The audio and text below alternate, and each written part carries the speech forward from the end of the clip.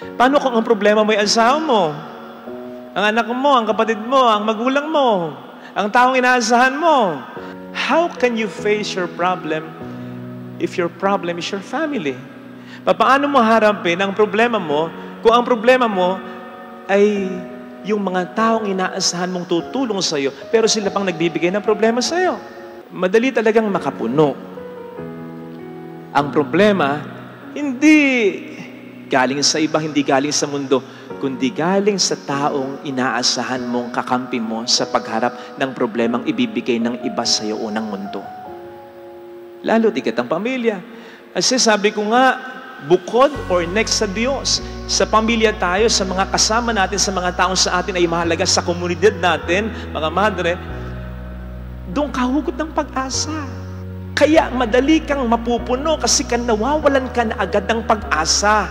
Pag ganun parang mas gusto mo na lang na mag-isa kesa sa nakikita mong lagi, kasama mong lagi, ang problema.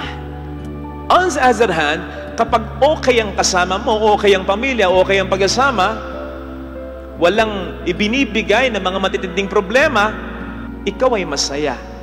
Kaya, mararamdaman mo talaga, maunawaan mo yung pain at sakripisyo ng ating Panginoon. Hindi ito nagsimula nang ibigay sa Kanya yung krus. Nagsimula ito sa Kanya mga alagad. Sila ang una sa Kanyang nagbigay ng krus. Nagsimula yung hirap ni Kristo hindi sa labas, kundi sa loob. Hindi sa iba, kundi sa mga taong pinili niya, tinawag niya at itinuring niyang pamilya.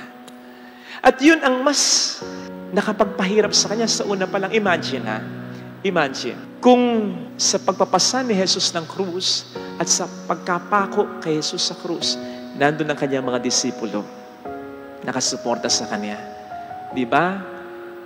Nakabubus ng moral, nakakataas ng pag-asa, para bang may boost ka na agad ng lakas. Naghihirap man ang katawan mo, pero punong-puno ng pagmamahal at suporta mula sa mga taong inaasahan mo ang puso mo. Di ba't yun ang lagi kong sinasabi? Pagurin mo na ang katawan, wag lang ang puso. At alam ito ng ating Panginoon, kaya alam niya ang mga paghihirap mo ngayon. In particular, kung ang problema mo ay asawa mo, anak mo, kapatid mo, magulang mo, alam niya yung pain na nararamdaman mo.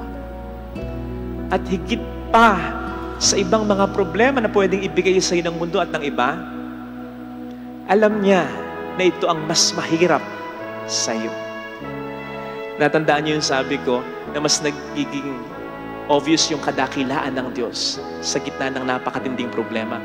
May titindi pa bang problema kung ang problema mo ay asawa mo, anak mo, kapatid mo, pamilya mo? Mas matindi yun kaysa sa problema ang ibibigay ng mundo sa iyo. Kasi ito yung problema na bigay ng taong inaasahan mo, pero siya pang nagbibigay ng problema sa iyo. Pero doon, nandun yung kasukdulan ng kademonyohan ng demonyo. Gagamitin niya yung taong malapit sa iyo. O hindi nga ba't yun ang ginawa kay Job? Sa huli, binigay ng demonyo kay Job. Namatay ang mga anak ni Job. Gagamitin talaga ng demonyo sa anumang paraan.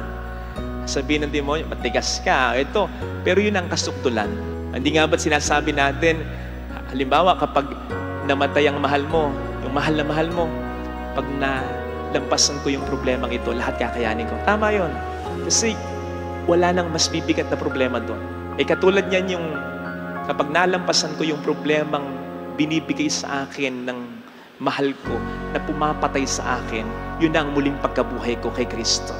Doon mas mahahayag ang kadakilaan ng Diyos kapag yung pinakamatinding problema na po pwedeng ibigay ng demonyo sa iyo ay nalampasan mo. Basta ang sekreto, tulad ni Kristo, ituloy mo yung pagiging mabuting tao mo.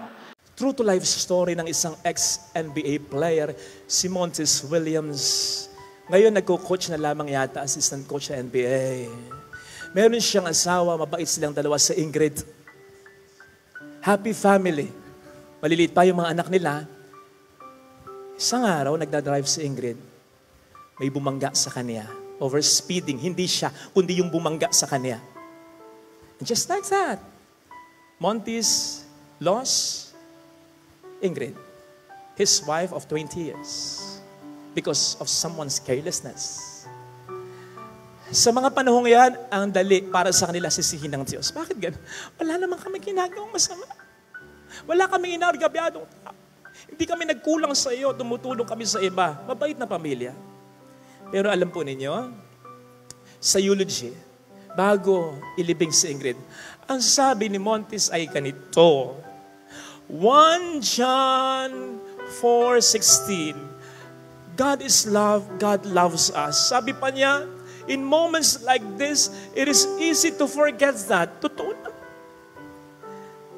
Mahal ako ng Diyos, pero bakit pag may dumating na problema, nakakalimutan kong mahal ako ng Diyos? Hindi nagbabago ang Diyos.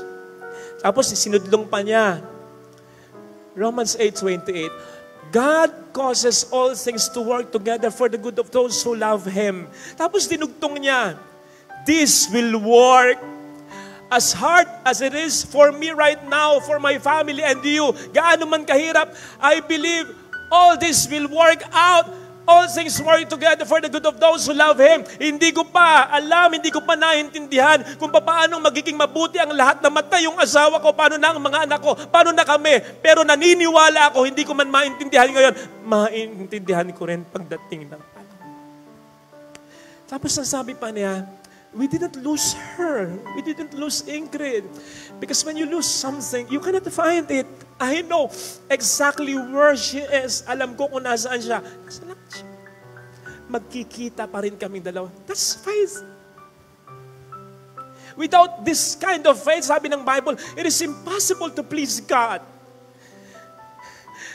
Kala natin natutuwa ang Diyos kapag nagsisimba tayo? Okay, siguro. Pero mas natutuwa ang Diyos kung kahit may problema tayo, nagsisimba tayo. Yung kahit nakaganyan ka na lang, pero kumakapit ka pa rin. Kahit yung ilawan na sinasabi nga sa ating ebanghelyo, dapat may sinag lagi yan. Kahit umaandap-andap na yan dahil sa problema, okay lang. Basta at least buhay. Basta at least may liwanag. Umaandap. Sabi naman ng Panginoon, kahit ang pananampalataya maliit na lang, pagyayamanin ko yan. Basta yung maliit na pananampalataya yan, huwag mo nga alisin yan. Kasi hindi mo makikita kung paano ko gagawan ang lahat ng paraan. Kapatid, hindi nga natin nakikita eh. Pero may Diyos na nakakakita para sa atin. And so we entrust our life in His hands. Hindi naman natin maintindihan lahat eh. Gustuhin man ng Diyos na ipantindi sa atin, bakit nangyari ito, bakit ganon, hindi natin maintindihan. Lahat. Pero ang mahalaga, may nakakakita para sa atin ng lahat, may nakakaintindi para sa atin ng lahat, at unti-unti, ibibigay niya sa atin yan. Basta kapit lang, all things will work out. Kayo na magulang, di ba kulang na lang minsan sabihin niyo sa anak ninyo, alam ko ginagawa ko.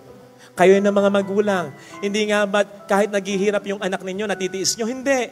Pag walang saysay yung paghihirap, gagawa nyo ng paraan para maibsan yung paghihirap. Ayaw nyo yun, kaya nga kayo nagsisikap. Ayaw yung maranasan ng mga anak nyo, yung mga naging pagsisikap. Pero kapag alam ninyo na kung paanong naghirap kayo at nakatulong yun sa inyo, kahit naghihirap yung anak nyo, titiisin nyo bakit? Alam nyong makatutulong.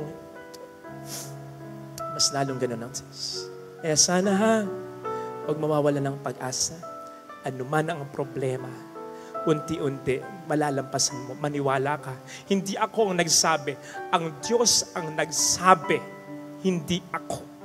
Hindi mo maririnig ang mensaheng ito kung wala nang magandang balak ang Diyos sa iyo sa kabila ng malalaking problema mo.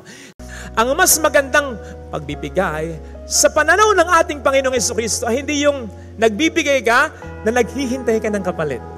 Hindi yung nagbibigay ka, nag-expect ka. Lord, nagbigay ako sana ganito. Hindi lang perang pinag-uusapan natin dito. Lord, nagsimba ako Lord, nagsasacrifice ako Lord, nanlilimos ako Lord, I'm expecting this from you.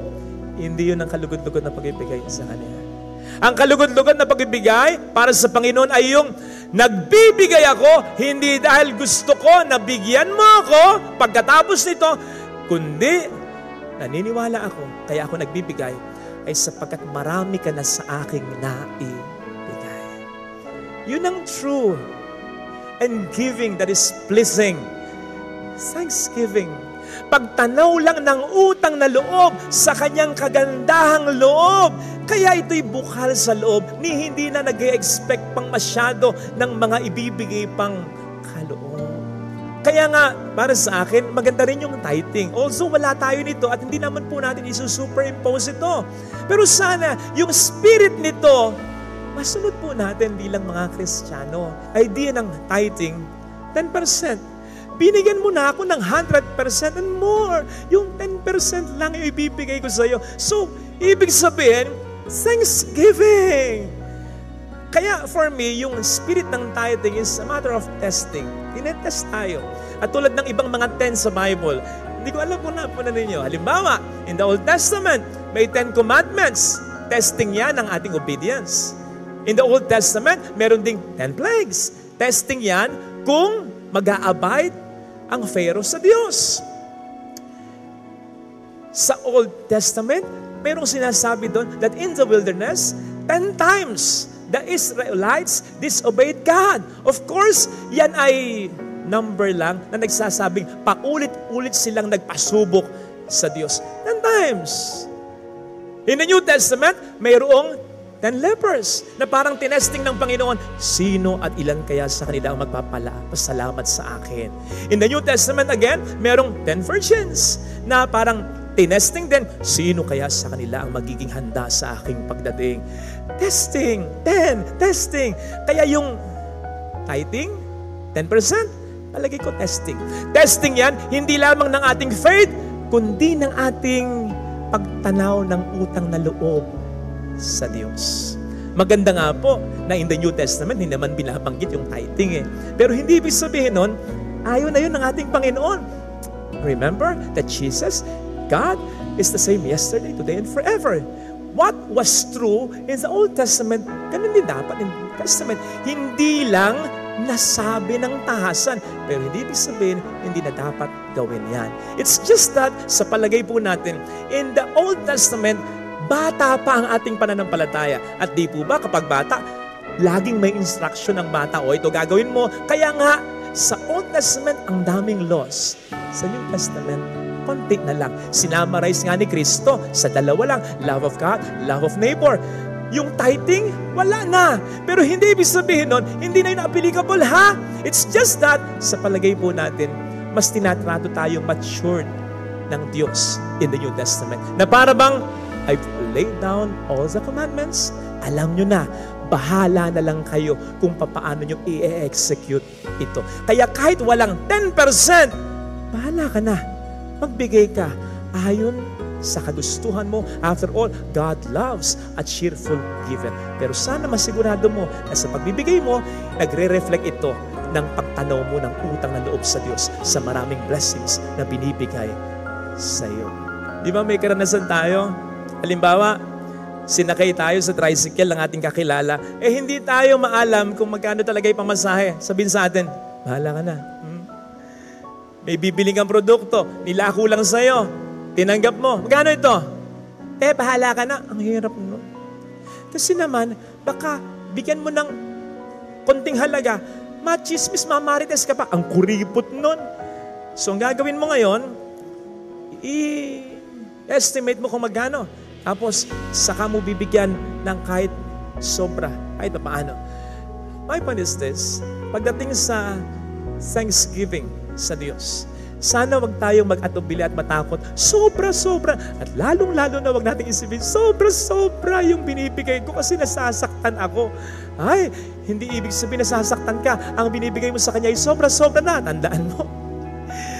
Kahit ibigay natin ang ating buhay, hindi matatawaran yung ibinigay niya at ibibigay pa sa ating buhay. Let me end with this. Kasi sa ating mga ginagawang pagbibigay, sa ating mga ginagawang sakripisyo, iniisip natin, ay, nako, mahal na mahal ko ang Diyos. Okay naman yun.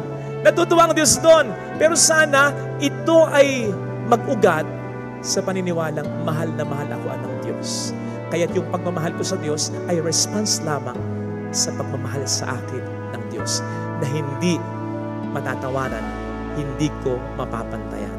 Ito sana mga kapatid ang ating ipagdasal sa ating banal na misa Nang sa gayon, matuto tayong laging tumanaw ng utang na loob sa Panginoon.